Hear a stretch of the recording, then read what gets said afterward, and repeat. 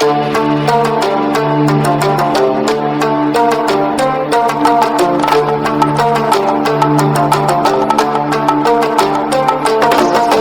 हम अगले चरण में पहुंचते हैं, सबसे बड़ा इस बीमारी का है, आपने कई बार ये कोट पढ़ा होगा और आज हम उसके बारे में बात करने जा रहे हैं। सबसे बड़ा रोग क्या कहेंगे लोग। ये जो एक सेगमेंट, आपने ये बात कई बार पढ़ी होगी कि लोग क्या कहेंगे। कुछ तो लोग कहेंगे, लोगों का काम है कहना। किशोर दा ने बहुत पहले गाना जो है गा दिया था। लेकिन सबसे बड़ा रोग क्या कहेंगे लोग, क्या कहेंगे लोग, इस शब्द को थोड़ा सा गहराई से समझो। ठीक है, सबसे बड़ा रोग है। रोग क्यों? रोग इसलिए क्योंकि जैसे बीमारी हमें अंदर ही अंदर खा जाती है, वैसे ही इस तरह की जो भावना होती है वो अंदर ही अंदर हमें खोखला कर देती है। क्या कहेंगे लोग, क्या कहेंगे लोग। लोग का मतलब यहां पर क्या है? लोग का मतलब होता है अपने जीवन को, बड़े ध्यान से समझना। ये लोग तुम्हारे चाचा, फूफा, ताऊ, भैया, कोई भी रिश्तेदार हो सकता है, कोई पड़ोसी हो सकता है। अपने आप को, या समझना, अपने आप को दूसरों की दृष्टि से देखना, दूसरों की दृष्टि से देखना सबसे बड़ी बीमारी है। सबसे बड़ी बीमारी है अपने आप को दूसरों की दृष्टि से देखना।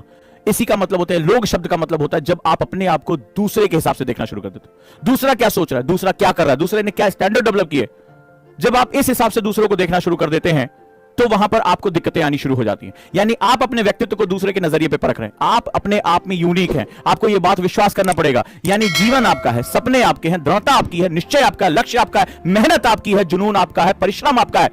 तो नजरिया किसी और का कैसे हो सकता है?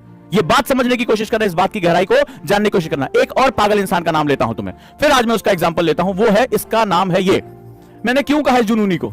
अच्छी भली नौकरी छोड़कर आ गया, बढ़िया जो है लाइफ थी, ये हुआ कि इंस्टीट्यूट डेवलप करना है। ठीक है, अब क्या हुआ, जिस हिसाब से आपको लोग समझाते हैं वैसे इस जुनूनी आदमी को भी किसी ने समझाना शुरू किया। पैसे नहीं है, किताबें लिखी थी तो उसकी रॉयल्टी आई थी, इससे शुरू कर दिया। घर वाले खिलाफ, सब कोई खिलाफ आया तो लोगों ने इसकी खिलाफत करनी शुरू कर दी। बोला कि ये पागल हो जाओगे, मर जाओगे। इसको पागल तक कहा लोगों ने। बोला ये इंस्टीट्यूट शुरू करने के लिए बहुत पैसा चाहिए होता, बहुत अनुभव होना चाहिए, तुम तो इस लाइन से भी नहीं हो, तुम जो इस इंडस्ट्री के भी नहीं हो, पैसा तो तुम्हारे पास है ही नहीं है। इस तरह से कोचिंग चलती है। ये कुर्सियां 100-100 रुपए की खरीद के, पुरानी सेकंड हैंड मेज लेके, छोटा सा कार्डबोर्ड लगा के, जो है वो प्लाईवुड लगा के ऑफिस बना लिया छोटा सा। इस तरह से कोई चलता है। लोगों ने मजाक उड़ाया, यहां तक कह दिया कि जब तुम भीख मांगने की नौबत है, भूखो, तो हम तुम्हें 100-100 रुपए में भी पढ़ने के लिए दे देंगे। ये इस इंसान के बारे में कहा गया। कोई संसाधन नहीं था, कोई अनुभव नहीं था, ये भी नहीं पता था फ्लेक्स कैसे छपते हैं, बोर्ड कैसे बनता है, क्या होता है, कोरल ड्रॉ होता है जिस पर डिजाइन की जाती है, कुछ भी नहीं इसको पता था। जो मजदूर थे उनके पास चाय पिला पिला के उनसे सीखा, डायरी में लिखता, अच्छा कोरल इसे कहते हैं, पेज मेकर ये होता है, ऐसे फ्लेक्स छपता है, इतने रुपए में लगता है। पैसा नहीं, अनुभव नहीं, अकेला जुनून था बस। तो लोगों ने कहा पागल है, शब्द आया, अरे पागल है, मर जाएगा कुछ दिन बाद। एक बहुत बड़े प्रॉपर्टी डीलर ने जब मकान दिया, हाथ पर जोड़ा कि कुछ एक कमरा दे दीजिए, काम शुरू करना है। बोला अरे साहब मर जाओगे, 1-2 महीने बाद भाग जाओगे, पागल हो, अपनी नौकरी छोड़कर भाग रहे हो, मेरे बात लिख लो। उसने कहा कि लिख लो ये बात कि कुछ समय बाद तुम्हें अपने इस फैसले पर कि तुम इंस्टीट्यूट डेवलप करना चाहते हो, तुम्हें बहुत बड़ा पछतावा होगा। उसने दावे के साथ कहा, सबसे पुराना प्रॉपर्टी डीलर था वहां पे। तो इस व्यक्ति को कहा तुम पागल हो, तुम्हारा कुछ नहीं हो सकता, तुम्हारे पास कोई अनुभव, तुम यहां नहीं टिक सकते। आज ये व्यक्ति तुम्हारे सामने खड़ा होकर एक ऐसे चैनल को लीड करता है जहां लाखों की संख्या में, हजारों नहीं लाखों की संख्या में बच्चे न सिर्फ जुड़े हैं, उनके जीवन में एक सकारात्मक परिवर्तन आ रहा है, जिसके पास एक पैन इंडिया जो है वो एक स्पेस मौजूद है।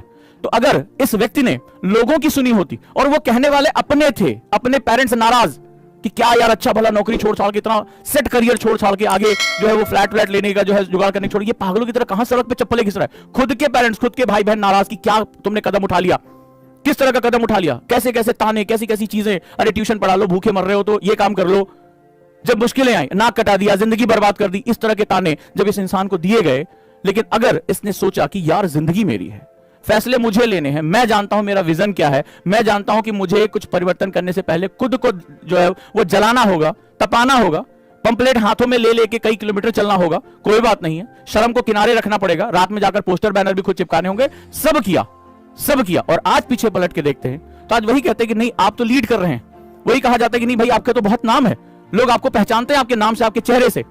तो अगर इस व्यक्ति ने, इस पागल ने सुन लिया होता कि लोग क्या कह रहे हैं, तो शायद एक इनोवेशन खत्म हो जाता। सवाल यह नहीं कि सक्सेस क्या है और अनसक्सेसफुलनेस क्या है, सवाल है कि क्या आज ये व्यक्ति कई हजारों लोगों की जिंदगियों में परिवर्तन कर पा रहा है, क्या उनको बता पा रहा है कि सपने देखना तुम्हारा हक है, क्या उनको यह कह पा रहा है कि अपने सपने के लिए लड़ना तुम्हारा अधिकार है और तुम्हें लड़ना चाहिए, तुम्हारे हिस्से में जीत आए या हार आए, कम से कम एक लड़ाई तुम्हारी होनी चाहिए और तुम्हें लड़ना पड़ेगा। तो क्या आज ये बात पूरे दम्भ के साथ, पूरी ताकत के साथ ये व्यक्ति कह पा रहा है? क्या आज इस व्यक्ति के पास एक ऐसा प्लेटफॉर्म है जहां वो अपने स्टूडेंट की समस्याओं का समाधान करने के लिए सुबह 6:30 बजे भी मेडिटेशन की क्लास में मौजूद रहता है कि मेरे किसी बच्चे को एक दिन भी निगेटिविटी का सामना ना करना पड़े? और कितने ऐसे लोग हैं जहां पर इसकी बातें सुनकर, इस पागल, इस दीवाने की बात सुनकर उनको लगता है कि अगर यार हमने सपने देखे तो मुझे लड़ना चाहिए, और लड़ रहे हैं लोग और सक्सेस होकर निकल रहे हैं। पर यही अगर पीछे जाकर देखें, अगर इसने दुनिया भर की बातें सुन ली होती और उसको अपने अंदर धारण कर लिया होता, तो क्या आज इस नाम का कोई व्यक्ति आपके सामने मौजूद होता? हां या ना मुझे बताएं। तो सवाल एक बहुत छोटा सा एग्जांपल है। जीवन एक युद्ध है और इस युद्ध को आपकी अपनी शर्तों पे लड़ा जाएगा। याद रखना, जीवन एक युद्ध है और इस युद्ध को कभी दूसरे की शर्तों पे नहीं लड़ा जाएगा, ये आपकी अपनी शर्तों पे लड़ा जाएगा। युद्ध बलि मांगता है, तुम्हारा परिश्रम मांगता है, युद्ध मांगता है तुम्हारा त्याग, तुम्हारा खून, तुम्हारा पसीना। तो अगर इस युद्ध में उतरना चाहते हो, अपने जीवन को परिभाषित करना चाहते हो, याद रखना, if you want to define your own life, who you are, who you want to be, और तुम दुनिया को अपने नजरिए से देखने के लिए मजबूर करना चाहते हो, तो अपना खून और पसीना दोनों बहाने के लिए तैयार होना पड़ेगा। यह अग्नि है जहां पर जलन भी होगी तुम्हें, लेकिन याद रखना, इस तपिश के बाद ही तुम निखर कर सामने आओगे। तो ये जो एक नजरिया होता है कि लोग मेरे बारे में क्या कह रहे हैं, जो आपके अंदर एक संदेह होता है। थोड़ी देर पहले मैं एनसीईआरटी की क्लासेस जो मैं ले रहा था, अभी जो ओपन क्लासेस थी, उसमें कई बच्चों ने कहा कि सर हम नहीं पढ़ पा रहे, सर हम नहीं लिख पा रहे, सर हम जो है वो धीरे धीरे बोलिए, हमें नहीं समझ में आ रहा है। मैंने उनको वहां डांटा कि एक कंपटीशन है, तुम नहीं कर पाओगे, कोई और आकर कर ले जाएगा। यूपीएससी तुम्हें सेलेक्ट करने के लिए नहीं बैठा, तुम्हें रिजेक्ट करने के लिए बैठा है।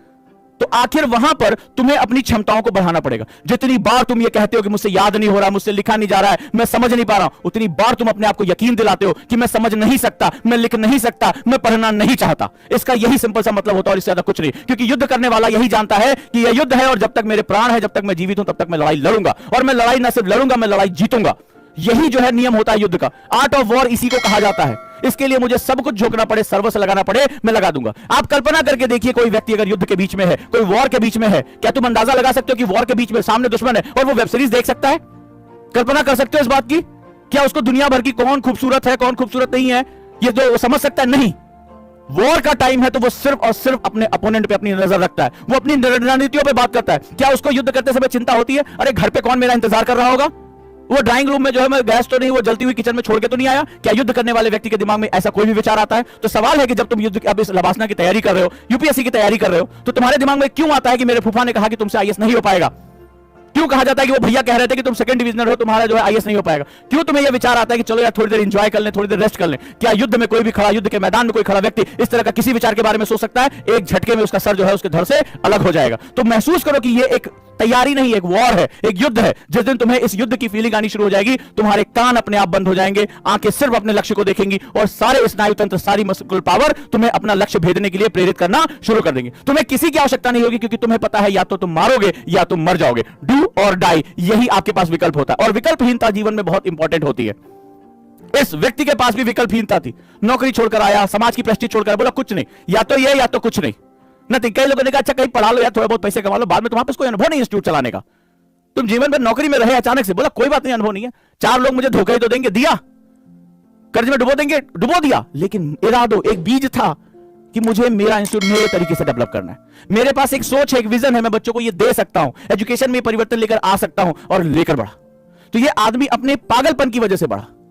इस पागलपन को महसूस करो और महसूस करो कि तुम तैयारी वैयारी नहीं कर रहे हो, तुम एक युद्ध के बीच में, जिस दिन तुम्हें महसूस हो जाएगा युद्ध के बीच में।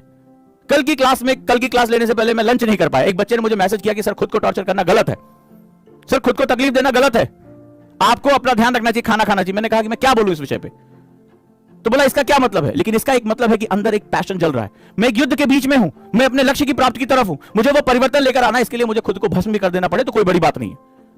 क्योंकि आपका लक्ष्य जितना बड़ा होता है, आपसे उतनी बड़ी कीमत मांगी जाती है। ये बात हमेशा याद रखिएगा। और यही जो है चीज मैं आपको यहां समझाने आया हूं। जिस दिन आपको यह महसूस हो गया कि आप एक व्यक्तित्व हैं या व्यक्तित्व बनने की प्रक्रिया में हो, इन बातों का आपके लिए कोई मतलब नहीं रह जाएगा। क्योंकि जीवन आपका है और आप उसका सम्मान जब करते हैं तो आपको पता चलता है लोग का मतलब होता है, लोग कोई भी हो सकते हैं। कई बच्चों ने कहा कि उनके टीचर ने उनसे कहा कि अरे यार तुम आईएएस वाईएएस नहीं बन सकते, कहां तुम आईएएस बनने के बारे में सोच रहे हो? तो ये कोई भी व्यक्ति जो आपके जीवन को अपने नजरिए से डिफाइन करता है, हमेशा से दूर रहना। तुम्हारा जीवन है, तुम्हारा नजरिया यहां काम करेगा, और इसके लिए जो कुछ भी करना पड़े वो आप करने के लिए तैयार रहिए।